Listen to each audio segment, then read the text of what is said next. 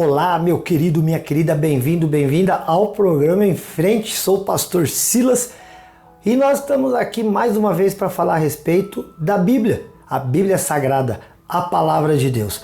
Todos os dias a gente tem vindo aqui para falar a respeito de um livro da Bíblia. A gente começou lá em Gênesis, que é o primeiro livro do Antigo Testamento, e nós vamos chegar até Apocalipse, que é o último livro da Bíblia, o último livro do Novo Testamento. Ao todo são 66 livros que nós vamos passar aqui uma visão geral, uma visão global. Claro que é um resumo apenas para que você possa, quando chegar para fazer uma leitura melhorada, aí você já vai saber do que se trata o livro e algumas informações básicas a respeito dele que eu quero passar aqui para você. Hoje nós vamos falar a respeito de Esdras. Esdras, ele é o 15º livro da Bíblia. 15º livro da Bíblia, ele tem apenas 10 capítulos. Então o livro de Esdras tem 10 capítulos e ele faz parte daquele grupo de livros bíblicos que a gente chama de livros históricos, que estão contando aí a história da evolução, do progresso da nação de Israel. Esdras, ele registra, ele é um escriba, e ele registra o fim do grande exílio da Babilônia. A Babilônia invadiu Israel e levou cativos seus nobres, os seus jovens, aqueles que tinham mais possibilidades do reino, foram levados para a Babilônia como escravos. E essa escravidão, este exílio, durou 70 anos. Foi um tempo muito longo, por isso chamado de o grande exílio da Babilônia. O Esdras, ele registra o retorno dos judeus para a sua terra. Ciro, ele era um rei da Pérsia que agora estava dominando a Babilônia. Então naquele tempo as coisas funcionavam muito assim. Então olha, a Babilônia que dominou Israel, agora a Pérsia domina a Babilônia e o rei Ciro, que é o rei da Pérsia, ele dá liberdade ao povo de Israel para que voltem à sua terra. E ele dá permissão, inclusive, para que se reconstrua o templo. O nosso querido Esdras, ele registra essa história e ele é participante, atuante dessa história. Mais à frente, 60 anos depois, o rei Artaxerxes, também da Pérsia, ele encaminha muitos outros judeus de volta à sua terra e agora com grandes recursos para que haja uma ornamentação do templo, para que o templo, o lugar da adoração do povo judeu, fosse embelezado, para que eles pudessem assim fazer o seu culto a Deus. Esse livro foi escrito no ano 450 a.C. e registra 40 anos de história, entre o ano 550 a.C. e o ano 510 a.C. O autor é declaradamente aqui Esdras mesmo, que ele era um escriba, e ele então fez esse relato.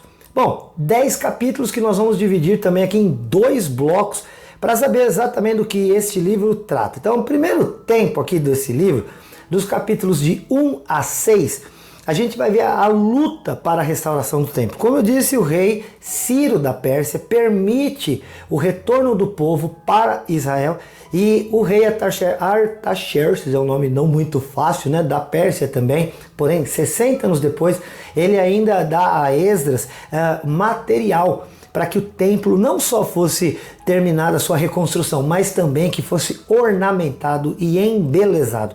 O problema é que quando Esdras, junto com o seu povo, chegam até a sua terra, encontram lá os samaritanos que se opõem à reconstrução do templo. E claro que ninguém fez isso sem luta. Houve uma guerra, que aliás por muitos e muitos anos, até depois nós vamos ver lá na época de Cristo, o povo judeu não se dá bem com o povo samaritano. Eles dividem o lugar de adoração, Jerusalém e também um outro monte chamado de Gerazim. E aí fica uma confusão entre eles, que Jesus vai querer ensiná-los também de que não era necessário viver debaixo daquela briga. Mas nem sempre, queridos, os ensinos de Jesus são obedecidos e observados. Por isso a gente vive num mundo muito complicado, porque se aquilo que o Senhor Jesus ensina fosse posto em prática, oh my God, meu Deus do céu, nós estaríamos num mundo muito melhor. Bom, aí depois que o templo finalmente é construído, o rei Dario, que também é um rei persa, este rei Dario, ele é aquele mesmo rei que vai ter ali contato com Daniel, lá no livro de Daniel. Então, você está vendo como a história é toda interligada. Então, o rei Dario, ele renova o decreto para a construção e para o embelezamento, para o adorno do templo. Então, olha, segundo a história, o que acontece? O rei Ciro, ele lança um decreto permitindo que o povo volte à sua terra.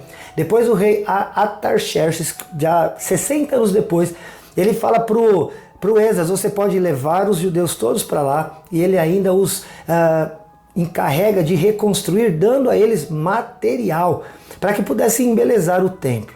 Só que os samaritanos se opõem, e para que eles não fossem impedidos da reconstrução, o rei Dario, ele renova o decreto do rei Ciro, para que aí não houvesse dúvida, a lei manda que é para ver a reconstrução. E ela realmente acontece. Aí do capítulo 7 ao capítulo 10, e aí estamos agora vendo o segundo bloco, né? Deixamos de ver sobre a reconstrução do templo e agora participaram um chamado ao arrependimento.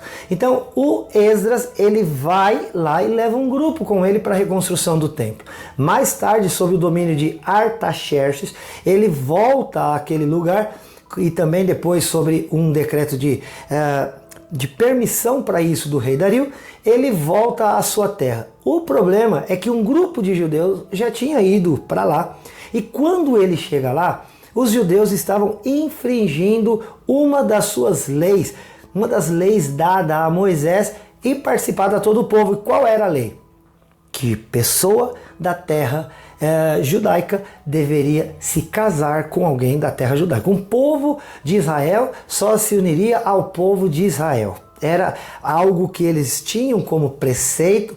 E quando o nosso querido Esdras chega lá, queridos, casamentos mistos aconteceram ali. E isso deixa o Esdras muito chateado.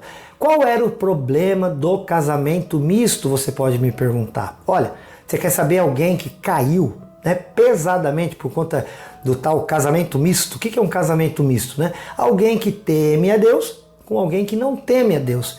Isso geralmente, queridos, é um problema. Por quê? Assim, é um problema como um problema qualquer ligado a uma situação em que não há afinidade entre um casal. Por exemplo, às vezes você gosta, vamos dizer, da cor azul e o seu companheiro ou companheira gosta da cor verde. E aí chega num momento em que vocês querem pintar a casa. E agora? Pinta-se de azul ou pinta-se de verde? Se não há afinidade entre os dois, vai ser um tema para grandes debates e discussões. Às vezes causa até mesmo de separações. Meu Deus, por quê? Não é? Por isso que a gente precisa, ao escolher um cônjuge, alguém para se casar, alguém para se relacionar, observar bem as questões de afinidades pessoais, de gostos diversos e também, claro, por que não, de fé. Porque senão, querido, vai ser uma situação complicada. Você pode me dizer assim, uma coisa não tem nada a ver com a outra, relacionamento a dois não tem nada a ver com religião, querido. Na verdade que no relacionamento a dois, tudo pode virar uma grande briga. Então é bom observar antes, conhecer bem antes e saber se não é um problema, por exemplo, a religiosidade. Por isso que é ideal que haja concordância, né? Que haja uma afinidade nas questões religiosas, para que os dois, crendo no mesmo Deus, observando os mesmos preceitos de fé, possam caminhar juntos, criar os seus filhos assim. Isso vai ser uma bênção. Quando Esdras chega a Jerusalém, queridos, ele descobre que os judeus já tinham chegado antes, aqueles que foram antes, eles tinham casado com as nações, que havia uma proibição mesmo, legal, que não era para que eles se casassem. E como eu disse, né, teve um grande aí, que a gente já citou aqui, que por conta desse tal casamento misto, teve um problema muito sério, que foi o rei Salomão. Salomão teve um reinado abençoado porque Deus havia prometido essa bênção a Davi. Porém, o Salomão, para fazer conchavos políticos, ele acabou se casando com 1000 mulheres. E dentre essas 1000 mulheres, 600 princesas, 300 concubinas, ele acabou se casando com mulheres de diversas nações que adoravam diversos deuses. E a idolatria fez com que o Salomão deixasse de adorar o verdadeiro e único Deus. E aí isso trouxe mal-estar a si, a sua casa e também a toda a nação de Israel.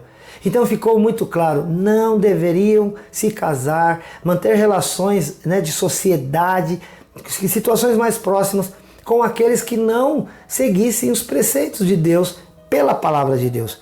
E o Esdras então chega e lá está o povo casado entre diversas nações, causando disso um afastamento do povo de Deus para com Deus.